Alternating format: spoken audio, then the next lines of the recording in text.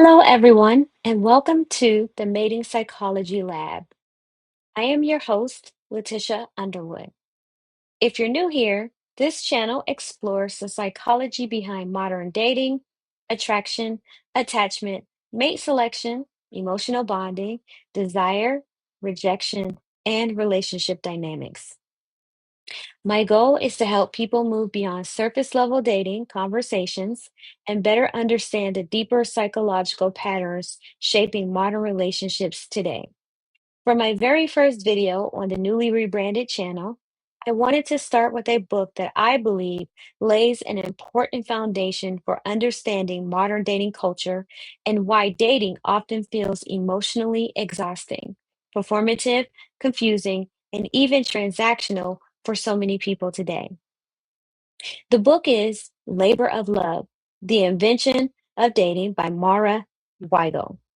In this series, I'll be reading through the book chapter by chapter and then sharing my thoughts, reflections, and psychological analysis afterward because I believe many of the conversations happening online about dating, relationships, attachment, gender dynamics, and mate selection cannot fully be understood without understanding how modern dating evolved in the first place. Before we get started, make sure you subscribe to the channel, like this video, leave your thoughts in the comments, and share this video with someone interested in understanding modern dating and relationship psychology on a deeper level. All right, now let's get into chapter one of Labor of Love. Chapter one: Tricks. A free lunch is getting harder to come by in business or pleasure. When I ask people how they would define what a date is, they usually say that it involves a person inviting another person out to eat or drink something, or to consume some other kind of entertainment. Then they note wistfully how rare this has become. Articles that lament the death of dating frequently cite the absence of such excursions as evidence of the decline of romance. Yet, at the dawn of dating, the idea of a man taking a woman somewhere and paying for something for her was shocking. Previously, looking for love had not involved going out in public or spending money. So, around 1900, when the police started to notice that young people were meeting up on city streets and going out together, they became concerned. Many early daters, the female ones anyway, were arrested for it.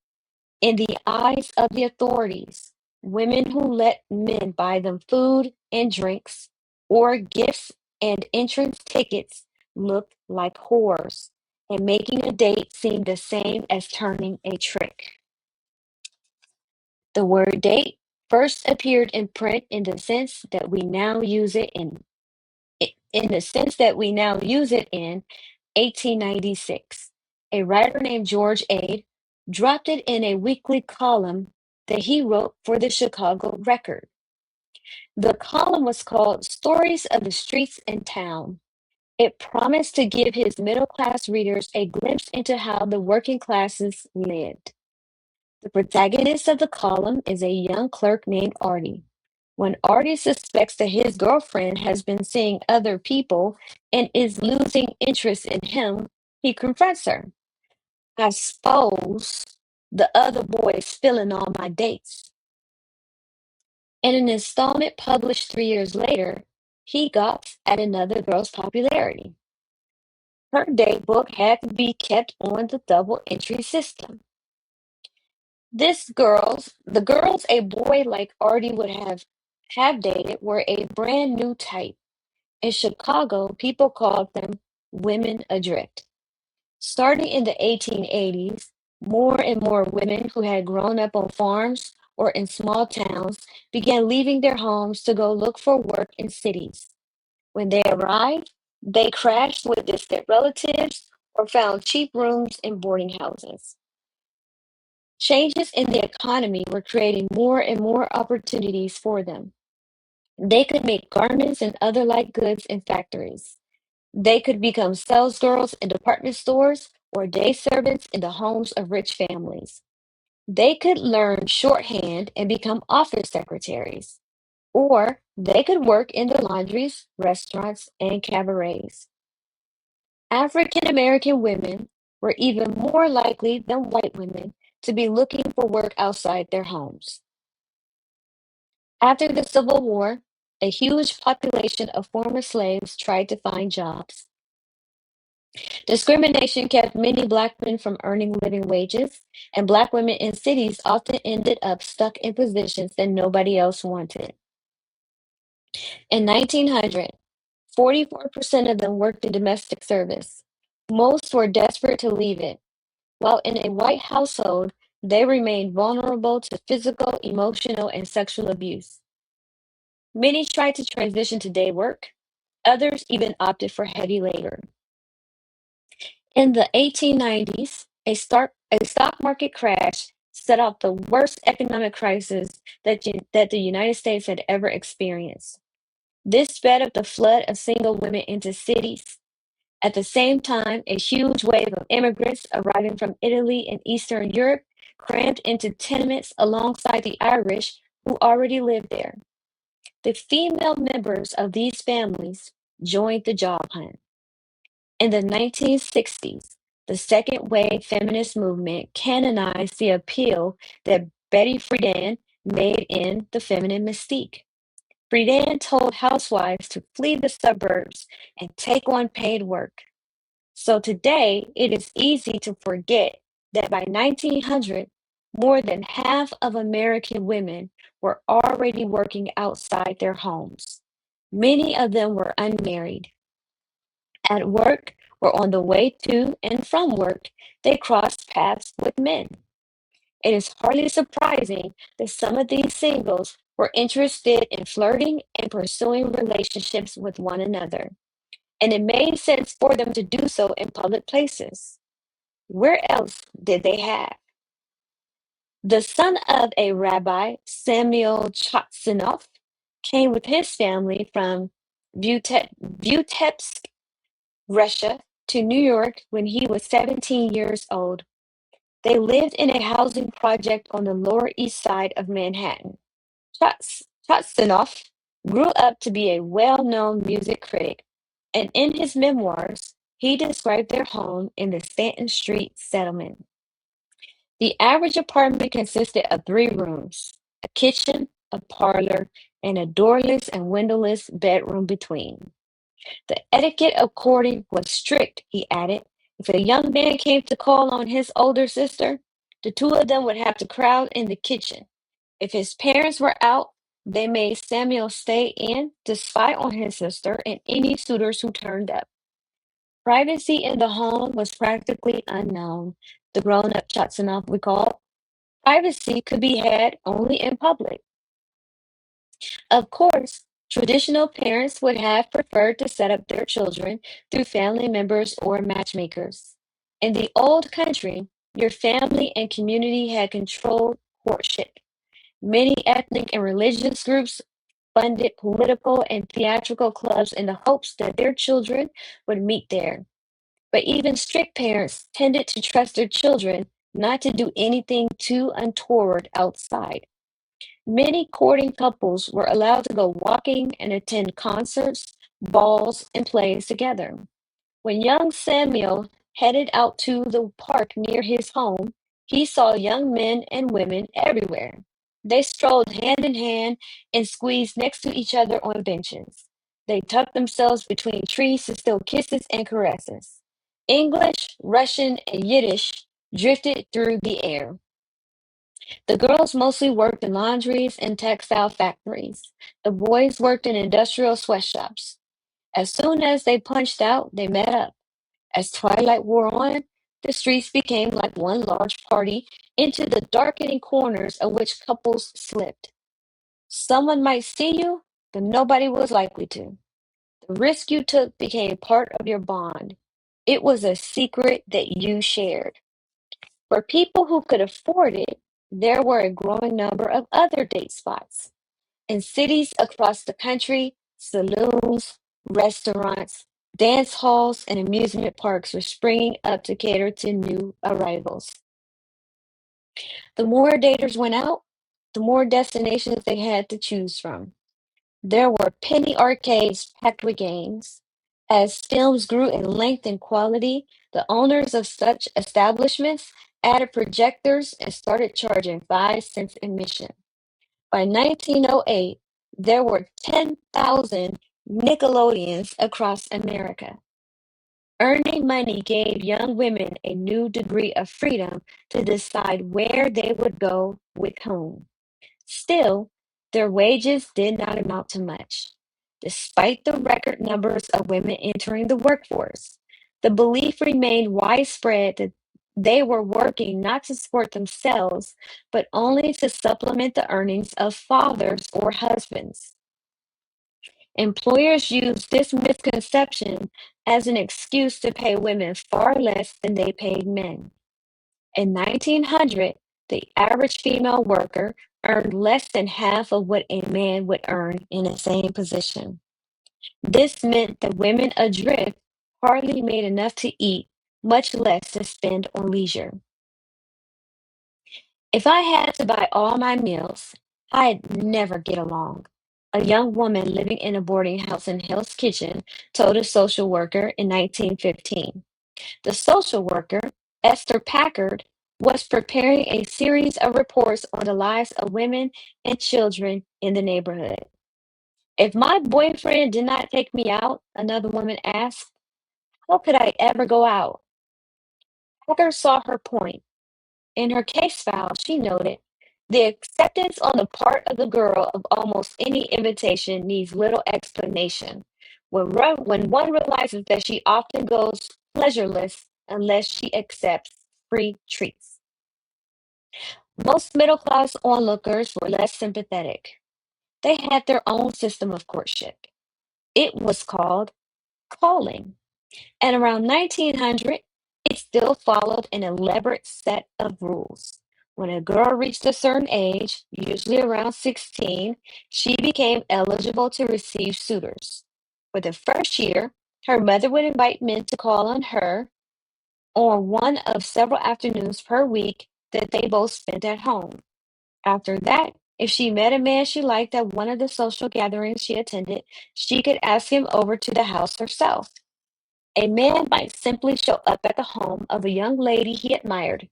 In this case, however, decorum required him to present his card to the servant who opened the door. Until the beginning of the First World War, it was common for even households with average incomes to employ one servant. She would ask him to wait while she saw whether the young lady was in.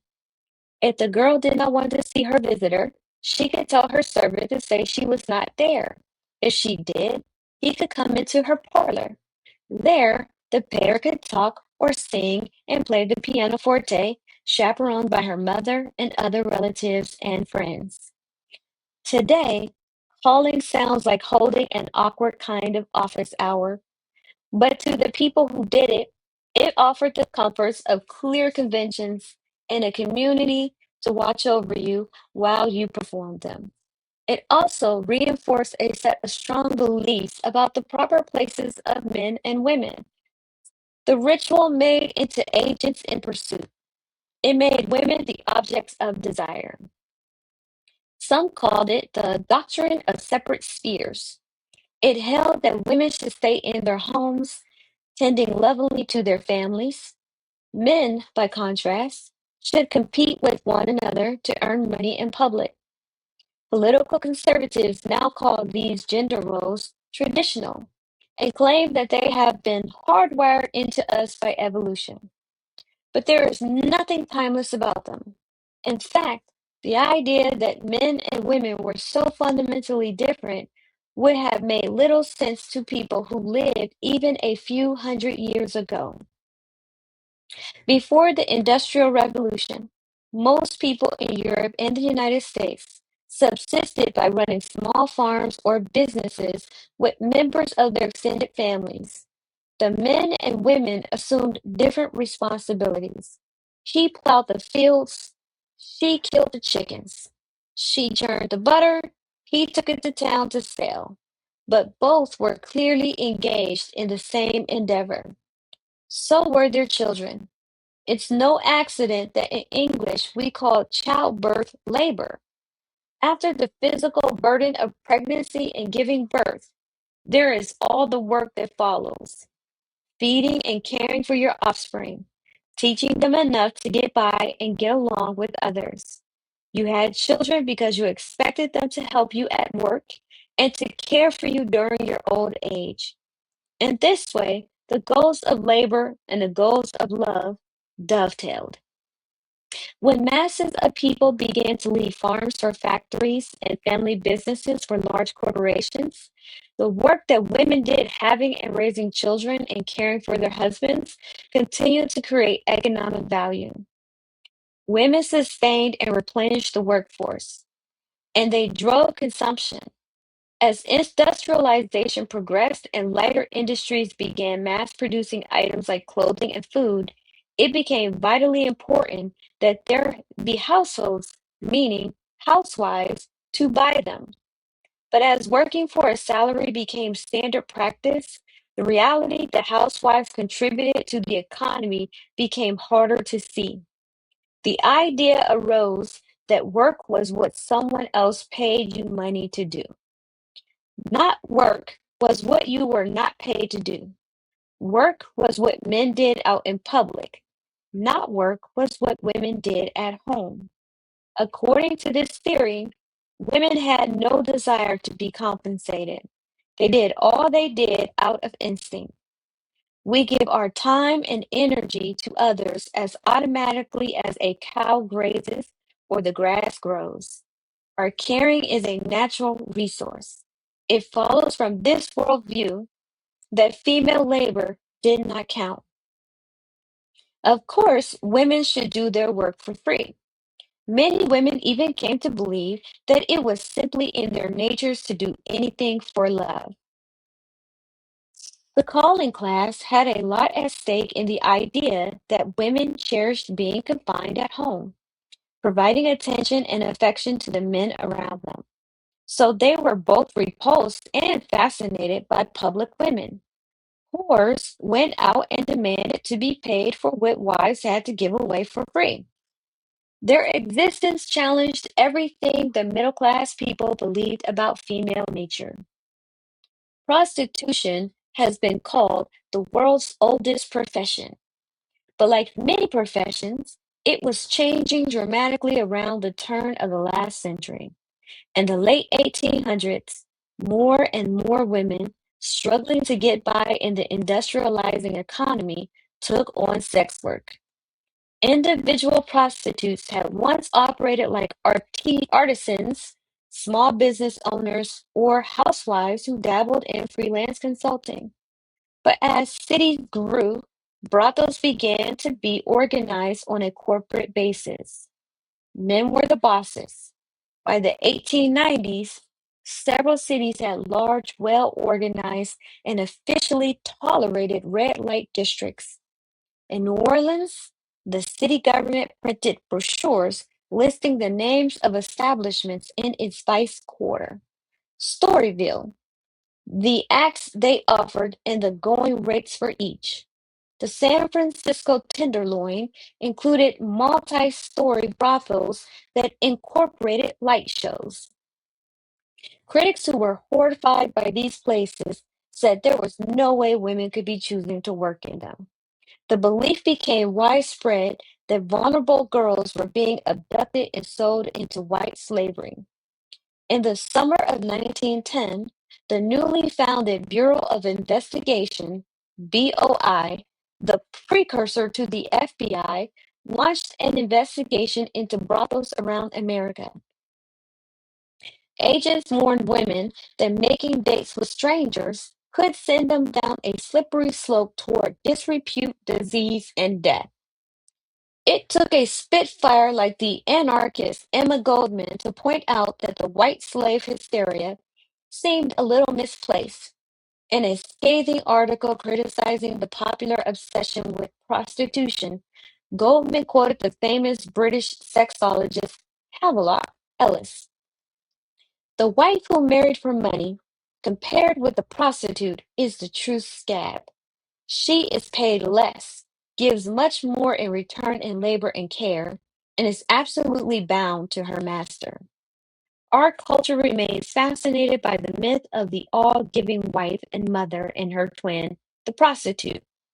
Trashy pleasures like the Real Housewives franchise appeal to viewers precisely because they play on cherished convictions, saying that love and money should not mix, while also winking at the fact that they often obviously do.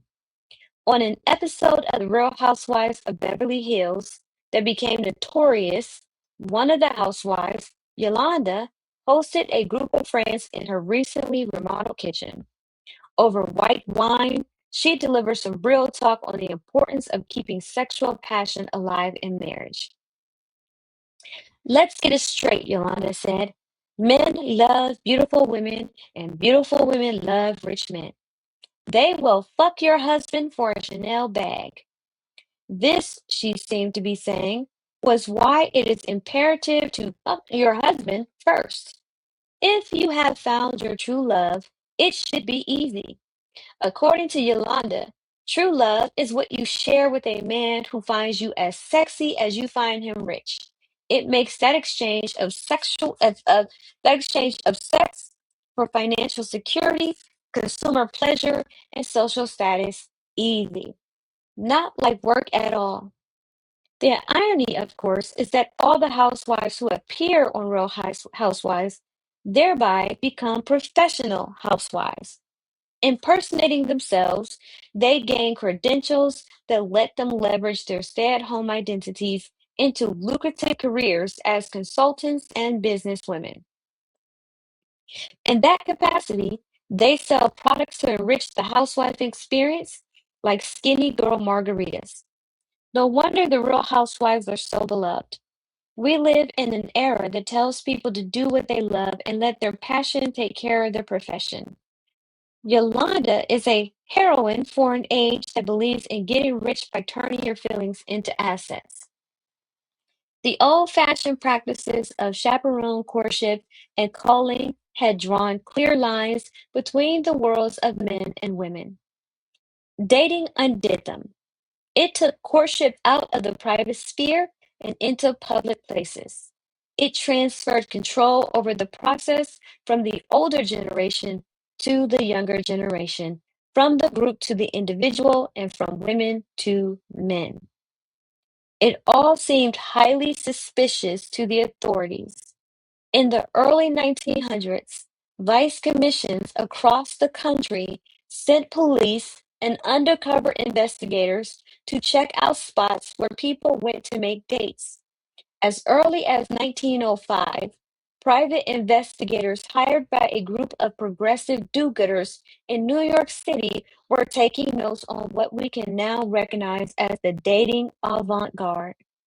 At the Strand Hotel in Midtown, an agent named Charlie Briggs saw many women who did not seem to be prostitutes exactly, but who definitely seemed shady. The majority were store employees, telephone girls, stenographers, etc. Their morals are loose, he wrote, and there is no question that they are on terms of sexual intimacy with their male companions. When a female investigator named Natalie Sonishin and her male colleague T.W. Venice went to an uptown dive called the Harlem River Casino several months later, they deemed the floor to be too small and much too crowded for decent dancing. Sonishin was appalled by how the women were dressed. Two girls wore very tight knickers, she noted. Another had a very décolleté costume with practically no sleeves, tights with very short and skimpy knickers. The idea that young women might want to go out and enjoy themselves, and maybe even enjoy sex, was a lot for the calling class to process. In the 1910s, John D. Rockefeller Jr., the son of the Standard Oil founder, funded investigations into the commercial and commercialized vice industries of more than a dozen American cities. The reports that they produced are full of anecdotes about young people making dates. The Chicago Committee found that many young girls often use their charms as a ticket to a day's entertainment at boardwalks and amusement parks. Some young girls go regularly to these parks. They come with the price of admission and car fare, and as they have no money for amusements, seek a good time at someone else's expense. The write-up on New York described a cruise that took place in August 1912 between New York and New Haven. Two girls, accompanied by a woman who seemed to be their mother, rented a stateroom on the boat where they stayed all day and were visited by different men. At some point on the trip, the girl became friendly and offered to make a date with the investigator. The report does not mention whether he said yes. Early dating slang stressed that what was taking place was some kind of transaction. Picking up made a date sound like a casual purchase. Other terms romanticized dating as an exchange of gifts. Take treating, for instance. The word treat was commonly used as both noun and verb to describe a date or the action of taking someone on one. When a woman accepted a man's treat, she could later brag to her girlfriends that he treated. Women who did this were called charity girls. A 1916 sexual dictionary included charity cunt, noun, woman who distributes her favors without a price, meaning for only the price of a date. By the 1920s, the prostitutes at New York's Strand Hotel complained that charity girls were putting them out of business.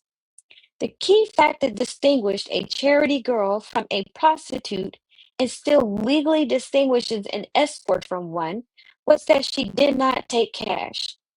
Undercover investigators in bars and dance halls reported that many women refused to discuss money with them. Instead, they would bring up things they wanted. When one investigator in New York started to negotiate the terms of leaving a bar with a woman late at night, she demanded that he buy her a pack of cigarettes and a bottle of whiskey. And while he was at it, could he come with her to the butcher to pay an outstanding bill? It never seems to occur to the investigators that the women they write up might have recognized them for what they were and decided to mess around. I told her all butcher shops were closed now, he wrote, and I didn't care to travel around from store to store. She got sore at me and called me a piker and told me to beat it. To be treated to food or drinks or even articles of clothing was one thing, but when offered money for their services, many women balked. Who did he think she was? In 1910s, many women arrested for dating protested that they had been wrongly accused. At Bedford Reformatory, an institution founded to rehabilitate female delinquents in upstate New York, an Irish woman told jailers again and again that she had never taken money from men. Instead, men took her to Coney Island to dances and picture shows. An African American inmate admitted to having had sexual intercourse with three different friends, but swore she had never taken money from any of them. Instead, she said they sent her presents and have taken her out to dinner and the theater often. As the years passed, the Vice Squad had to accept it. Daters did not see these exchanges as tawdry. They saw them as romantic. Dating still suffers from a kind of prostitution complex. I have heard many debates about whether you owe someone something, meaning some act of physical intimacy in return for an evening out. The people who say these things do not usually seem to think that they are negotiating a price for their time or access to their bodies. But it would be difficult to pinpoint what exactly makes sleeping with someone because he bought you dinner different from sleeping with someone because he paid you what that dinner cost. At the same time, the very ambiguity that is supposed to make a date different from a sex for money transaction makes people nervous. Who has not wondered, does he like me? Is she just using me? What is the other person really in this for? American English still has a huge store of slang that describes dating as transactional. Expressions like damaged goods no longer fly in polite company, and few people I know wonder why a man would buy the cow when he can get all the milk he wants for free. But we do say that both men and women should shop around. If you really like someone, you should play hard to get. If you let a partner get some for nothing, you risk selling yourself short. He or she may just want to seal the deal.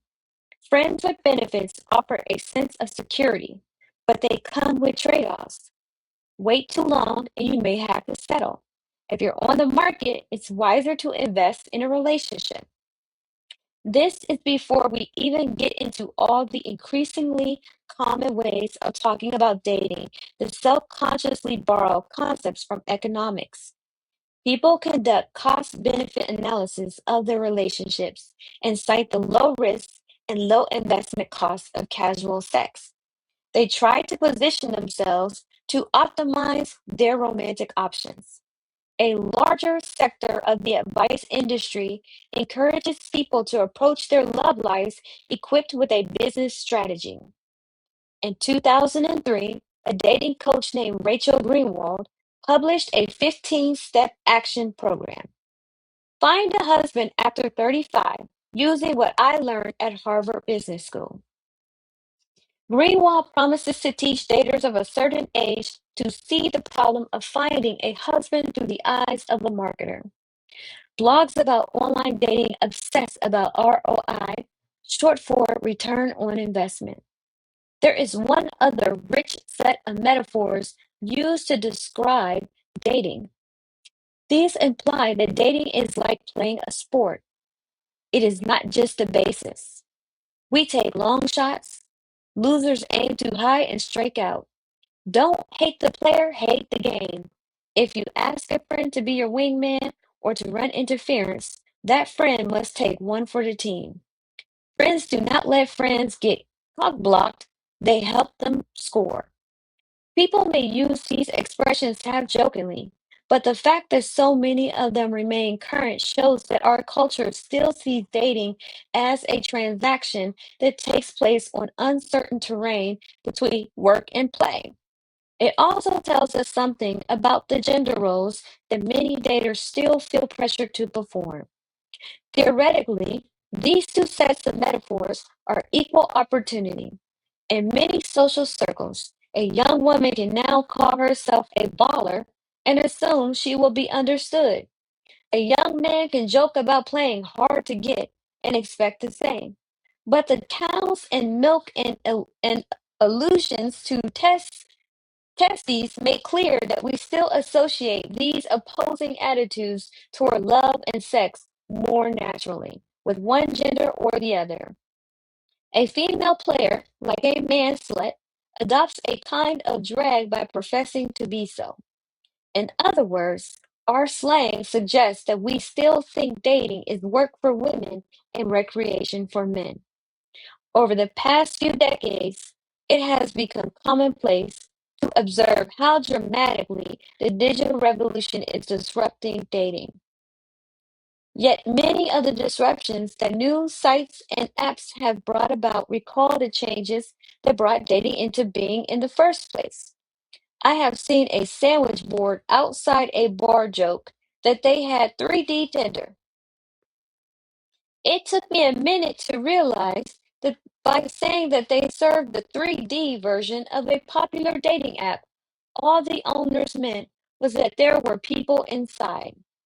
Like Tinder, the first dive bars and dance halls that the working classes created when they flooded into cities were forms of social media. A bar is still a dating technology. It brings strangers together and enables them to connect. It also structures the possible ways that they can interact. The streets around the overcrowded tenements where the first daters lived, were platforms, as the internet is a platform. In their unruliness, They resembled the early World Wide Web. In the 1990s, marketplaces like Craigslist, Adult Services, and Backpage became notorious for making it easy for those looking to buy sex to find people selling it. Law enforcement eventually shut these pages down, but new digital technologies continue to create new kinds of erotic transactions. Many sex workers who engage in them still refer to meetings with clients and clients themselves as dates. The year I got my first job out of college, in the immediate aftermath of the 2008 financial crisis, the trend that I heard people giggling about the most was Findoms. Through webcams, many through webcam cams, men who called themselves pay pigs were hiring women to financially dominate them for a fee. Mostly they seemed to want to be verbally abused and told to offer gifts. In the years since, the spread of smartphones and mobile dating apps has made it easier for sex workers to find clients directly and thus avoid the risks associated with street walking, including surveillance and harassment by police. One man I talked to says that he finds the women he hires to come to his apartment the same way he finds the women he takes out to drinks or dinner, by using Tinder. The only things distinguishing the dates he pays from the ones he does not are the discrete links that appear on their profile photos. Click, he explains, and you find yourself at a website with a short bio and a local phone number. Text it and someone shows up within 30 minutes. When she finishes working for the night, she will deactivate the account. They don't even bother to use burners, he shrugs. Recently, mobile phone apps that facilitate sugar dating have captured the popular prurient imagination. The most notorious is seeking arrangements. The concept is simple. Seeking arrangement provides a platform for sugar babies and sugar daddies to find one another. According to the site, sugar daddies are successful men and women who know what they want and enjoy attractive company by their side. Sugar babies are attractive people looking for the finer things in life. Mostly, seeking arrangements connects younger women who want money with older men who want sex. Opening an account and setting up a profile is free. Both babies and daddies post photos, stats like weight, height, and ethnicity, and charming self descriptions. Then they indicate their expectations, how much a daddy is willing to pay, and how much a baby asks. You select from a drop down menu. Select assistance level: negotiable, minimal, practical, moderate, substantial, high. In addition, daddies list their net worth and annual income. If you are serious about sugar dating, you will want to upgrade to a premium membership. These currently run between $15.95 and $29.25 per month, depending how long you commit to. Once you upgrade, the site will prioritize your profile in searches of others, bringing you more traffic. It will also perform background checks, allowing a baby to verify that a daddy is who he says he is and has roughly as much money as he claims. In the past 2 years, seeking arrangements has attracted more and more media attention for the way it targets college students. One section of the site, Sugar Baby University, explains the advantages of having a daddy to support you so that you can graduate without debt. It offers free premium memberships to anyone who signs up using an .edu address. The CEO, Brandon Wade, says he is proud of the function his company serves. In early 2015, he announced that around 1.4 million college students had used seeking arrangements to earn money during the previous year, and that figure was up 42% since 2013. Every year, he now releases a list of the top 10 fastest growing sugar baby universities. They are all schools that you have heard of. There may be one in your city. The sugar baby I meet in San Francisco graduated from Princeton. She says that her years sugar dating have taught her to recognize that almost all romantic relationships are transactional. People are always getting something out of each other. Her seeking arrangement profile describes her as a half Hispanic, super sweet, bisexual metal chick. I can see why she is good at hustling. Her verb. Her presence is magnetic. Since she graduated 5 years ago, she has dipped into and out of different sites in different cities. She was on a lesbian sugar mommy site called Mutual Arrangements for a while, but could not make it work. She was living with her parents in Florida at the time. There were not enough mommies within driving distance. She says that sugar dating is better in San Francisco than anywhere else she has tried. Since moving here 9 months ago, she has used an app called Straw Club to make paid dinner dates with a few businessmen from out of town. But most of her regulars are married sugar daddies she found on Seeking Arrangement. She sees them for 1 or 2 months. She usually meets them in a hotel room they have rented for a few hours between when they work and when they go home. She takes a flat fee of around $200 per meeting. These are men who just want to feel seen, she says. They like me because I make them feel like they matter. She likes married men because they pay well. To do so reassures them that their incentives are aligned. They want to know that she will not get angry and run to their wives. The copy on seeking arrangement admonishes sugar babies that they must not fall for their daddies. But the women I speak to who have done this kind of work, where you see someone regularly and get to know him, providing a girlfriend experience as well as sex, say that in practice it almost always goes the other way.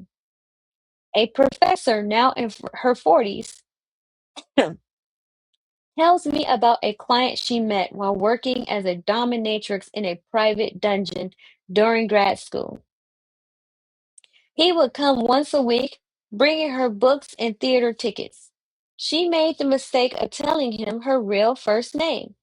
Then one day, he came in with an experimental play he had written. It ended with a scene of her whirling around an empty room in a tattered wedding dress. When she moved to another city soon after, he tracked her down. Packages started showing up at her apartment. He even called the university where she was working. He pleaded with her to come back. I asked whether it surprised her. She shakes her head. For most of them, there was only one of me, and usually they were cheating. So I was this very big deal in their lives. I was seeing a dozen of them a week. The Princeton sugar baby says that almost every one of her long-term daddies has ended things because he says he is developing feelings. She laughs. I guess I'm too good at my job. Ever since the invention of dating, the line between sex work and legitimate dating has remained difficult to draw and impossible to police. Around the end of World War I, the reformers who had vowed to stop the tide were starting to accept that they could not. Dating has spread far beyond the recognized vice districts. A waitress who had been arrested for making dates explained to an Illinois court how easily you could fall into it while working. You wait on a man and he smiles at you. You see a chance to get a tip and you smile back. Next day he returns and you try harder than ever to please him. Then right away he wants to make a date and offer you money and presents if you'll be a good fellow and go out with him. If this was how a woman fell into sex work, smiling and trying harder than ever to please customers, then turning tricks was just part of her job. When a sugar baby invites me to log onto her seeking arrangement account to look at her messages, what strikes me are not the messages. Those actually seem like pretty standard online dating fare.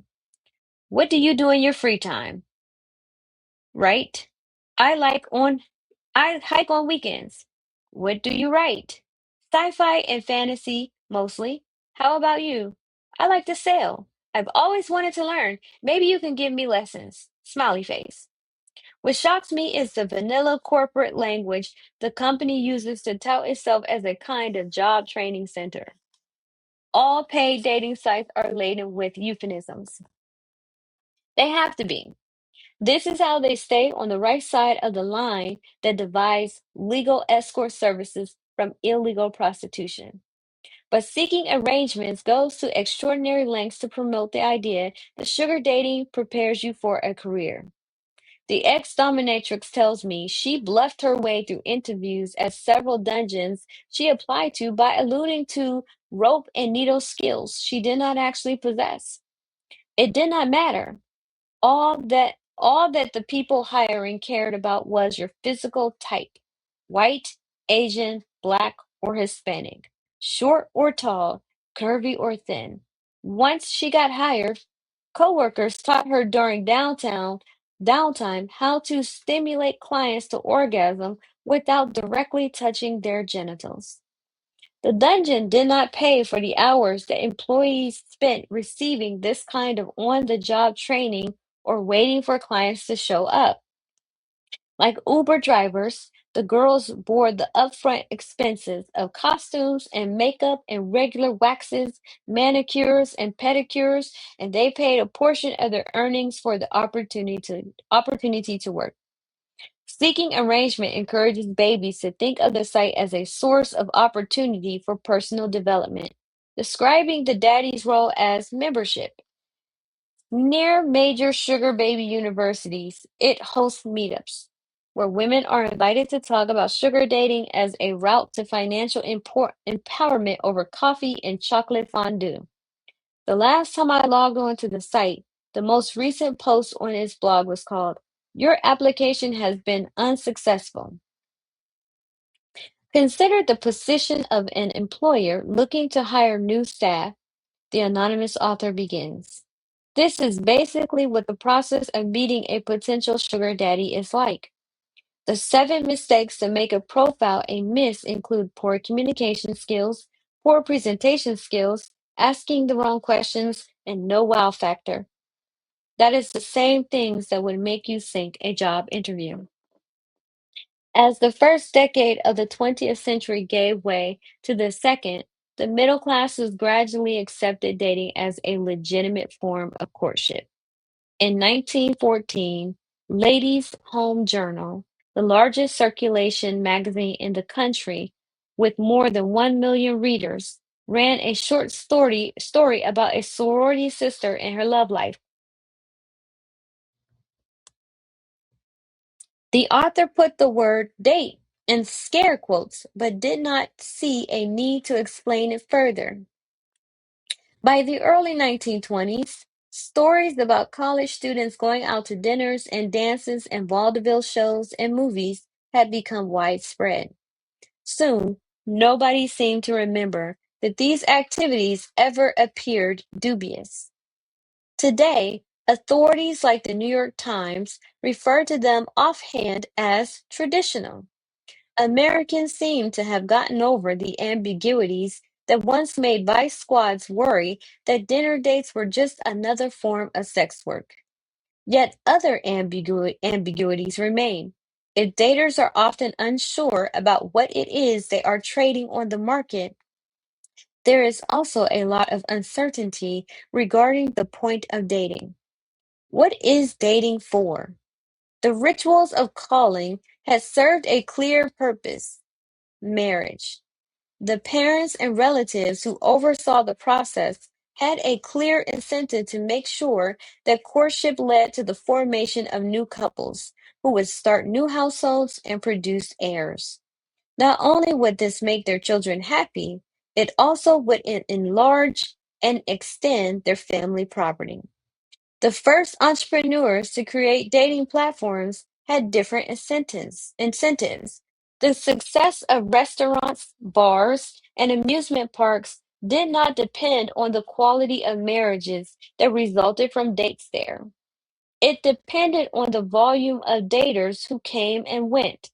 Unlike your mother, a bartender did not care if you ended up making babies with the guy you came with.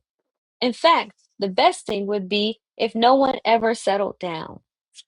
By bringing courtship out of the home and into the marketplace, dating became a lucrative business. The practice that made it possible to take basic human needs for sex and attention and affection that can never be sated and turn them into engines of potentially endless demand. For the first time in human history, dating made it necessary to buy things in order to get FaceTime with a prospective partner. This remains true today. Even if we find dates on apps that cost nothing to download, we pay in the hours that we spend creating and updating our accounts. We pay in the attention that the owners of the app sell to advertisers. It may be a symptom of the confusion about work and play that dating first created that it would be hard to say whether we are working or enjoying leisure. Updating your OkCupid profile seems like both and neither. For OkCupid, getting us into a relationship that might take us off the app is, at best, a secondary goal. The first priority is to harness our desires in order to increase their profits. In this sense, every dater is still a charity girl, even if you pay for it, and even if you think you are just having fun. These are the tricks dating now plays on everyone.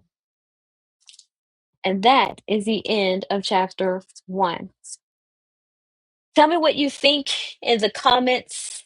Make sure you subscribe, like, and share.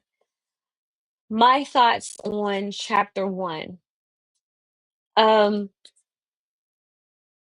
it is important for people to understand the concept of dating and why it was invented. So this wasn't something that was natural or inherent that people just fell into. This is something that was purposefully created, and it was created by women because they were poor and they felt that they had no other option. So it was either I go out on a date with a guy to get a meal, to get trinkets, or I actually prostitute myself out. And a lot of women have a hard time with that idea. So dating seemed harmless, even though the expectation from the man was that he was getting sex in return for these things. So when you think about modern dating and how we date today, and women getting upset because they feel like the expectations of men who take them out on dates is that a woman should have sex. And it just goes to show that their expectation is actually warranted because the act of dating, that's what it's for. That's what it's about, an exchange between the two people, an exchange of sex for a meal, a trinket, doing something. So men will exchange their resources, their time, their energy for sex. And a lot of women don't want to think about this. They don't want to think of it in that way. And I get it. I understand why. When I first was told about the book, I had a hard time with the concept because I started out as a matchmaker and I got into the date coaching side trying to help singles learn how to date better in order to get the outcomes that they wanted. But I was going about the dating process from the lens of courtship, and the book goes into further detail. But the issue was trying to use the process of dating, the act of dating, in order to parlay that into a relationship or into marriage was difficult. And so after reading the book, it made sense. It made a lot of sense as to why a lot of singles are struggling because they're dating, trying to parlay that into a relationship, into marriage. and not realizing that dating in and of itself has never been that. So all the information you get, even though in today's era, it's well, dating is for the purpose of getting to know a person to get into a relationship that leads to marriage. But the way that that process has been passed down has not changed. And since the process has not changed, the purpose has not changed. So no matter how you look at it, no matter what you think, what you were told and the behaviors and how to act and how to go about it, that has not changed, right? Because when you're dating, if you're a young woman and you're dating, the information you receive may be about settling down, getting into relationship, getting marriage. But the young man or the man, his advice is going to be, date them all, have sex with them all. You take them out for a little bit for a little good time, and you only take a woman out that you're going to be sleeping with. That's the information they're receiving, right? When it comes to courtship, everyone is receiving the same information. You're being courted by a man for the purpose of marriage. Men, you're courting a woman for the purpose of marriage. It's clear, and it's a clear difference between the two. It's also interesting how um, the police saw such women as prostitutes or whores, as they put it. And because this is such a new concept, can you imagine living during that time and era, being called a prostitute or a whore because you simply wanted to spend time with a gentleman? You're enjoying yourself, you're having fun, and if you like him, you're going to have sex with him. Imagine being considered a prostitute or a whore just for doing that. Can't imagine that in this day and age. The only time you're going to be considered a prostitute or a whore is if you expect money from the guy. But just expecting an experience or expecting him to take you out for a meal or anything, um, no one thinks of it like that in this day and age, you know? But also with men being upset and frustrated that women do have this expectation of meals and experiences, well, now you know where it comes from. The conversation has never changed. If a man is not taking you out for a meal, if a man is not giving you an experience, he's not investing in you. Therefore, cut him off, right? That conversation has never changed, even though the idea of dating may have changed over time. Call dating, we now date for the purpose of getting in a relationship and marriage. But I ask, how is it that you can use a process that had nothing to do with relationships and marriage? How can you use that process for marriage? So I'm going to end on that note. I want you to think about it. Again, leave comments. Make sure you subscribe if you haven't already done so. Like and share. And I will see you next time for chapter 1 of Labor of Love, the Invention of Dating. Hope you enjoy. Stay tuned. Bye.